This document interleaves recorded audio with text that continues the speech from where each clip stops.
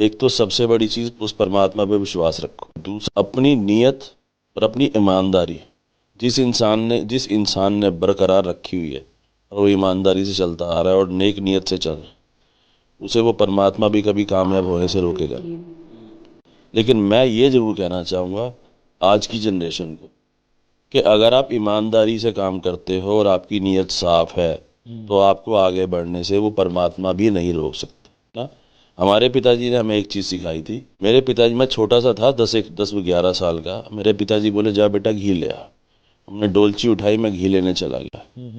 घी लेकर के घर वापस आया, देखा जेब के अंदर, थोड़ी देर बाद जैसे हाथ गया तो उसमें पैसे पड़े थे। तो मैं पिताजी से बोला, मैं पिताजी ऐसे ऐसे हुआ है, मैं ना घी लेने गया था और वो अंकल के पैसे देने भूल गया। मेरे पिताजी बोले बेटा तुरंत जा और उनके पैसे दे के। इसी के साथ साथ एक चीज़ और हुई थी। पिताजी कहीं गए हुए थे बाहर, मैं अपनी शॉप पर अकेला था, नया नया काम सीख रहा था। पिताजी ने थोड़ी सी चांदी ला के दे दी थी कि बेटा इस चांदी से कुछ तार पतरी निकाल और कुछ छोटा मोटा बना। एक दुकानदार आया मेरे पास, बोला बेटा एक अंगूठी बना दे, ये ले नग पकड़, ये राशि का नग था, बोले इसकी एक अंगूठी बना दे। मैंने कहा हाँ अंकल बना देता हूँ।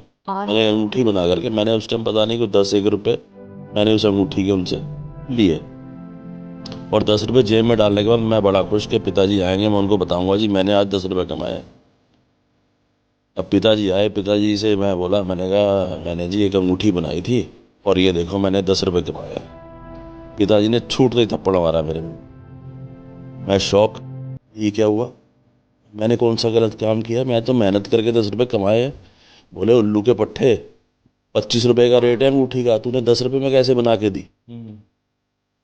तो उनकी ये जो शिक्षा थी, मतलब जब मैं घी के पैसे भूल के आया उन्होंने तुरंत बोला पैसे वापस दे के आ। और जब मैंने जो मजदूरी मेरी 25 रुपए बनती थी मैंने 10 रुपए लिए तो उन्होंने थप्पड़ मारा। तो उन्होंने, उनका समझाना ये था कि बेटा अपना हक छोड़ना नहीं और दूसरे का रखना नहीं।